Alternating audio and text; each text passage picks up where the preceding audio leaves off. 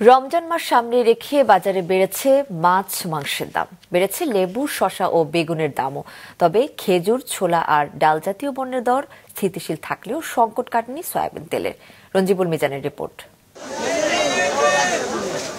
প্রতি বছর রমজানের এই চাহিদা বাড়ে খেজুর, ছোলা সহ ডাল জাতীয় পণ্যের, ফলে দরও বাড়ে। তবে এবার দর নিয়ন্ত্রণে আগেভাগে এসব পণ্য আমদানির অনুমতি দেয় সরকার। এতে বেড়েছে সরবরাহ, তাই দরও স্থিতিশীল। তবে এখনো সংকট কাটেনি বোতলজাত সয়াবিন তেলের।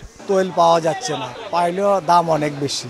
তৈল বাদে সমস্ত কিছুর দাম স্থিতিশীলে আছে, দাম কম আছে, আগের চেয়ে অনেক কমছে। শুধু তেলটাই একটু প্রাইসই কোম্পানির থেকে একটু সমস্যা করে তেল দিতেছে না।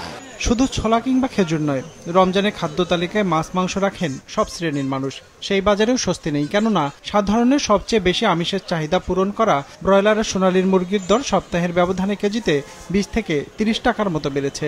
রমজানের বাজার হিসেবে ব্রয়লারটা 20 টাকা 20 টাকা বাড়ছে, আর পাকিস্তানটা কেজি 10 টাকা বাড়ছে। রমজানে 20 টাকা বেড়েছে, খুব একটা বেশি বেড়েছে বলে আমি মনে করি না। কনজিউমার হিসেবে আমাদের যে বিহেভিয়ারটা, আমরা আসলে 11th আওয়ারে কিনি, তো এইটা আসলে যদি আমরা না করি তাহলে আমার মনে হয় কন্ট্রোল করা সম্ভব।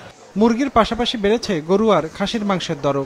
রাজধানীর কারওয়ান বাজারে প্রতি কেজি গরুর মাংস বিক্রি হচ্ছে 780 টাকা দরে।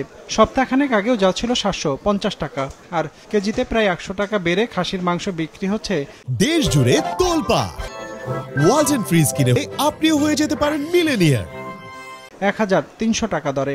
হয়তো আজকের জন্য 780 টাকা বিক্রি করতে পারে, কিন্তু সবসময় 750 টাকা বিক্রি হয়। তেহারের বাজার হইলে, ঈদের বাজার হইলে 500 টাকার 600, এটা কেজির দর 20 টাকা বাড়ছে।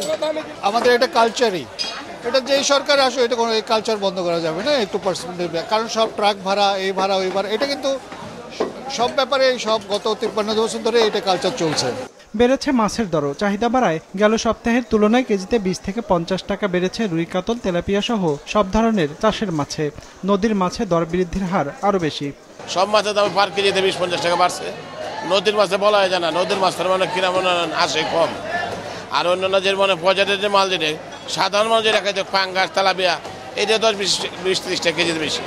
সেই সাথে চাহিদা বেড়েছে লেবু, বেগুন আর শসার। ফলে সপ্তাহের ব্যবধানে 60 থেকে 80 টাকা ডজনের লেবু উঠেছে 150 থেকে 220 টাকার ঘরে।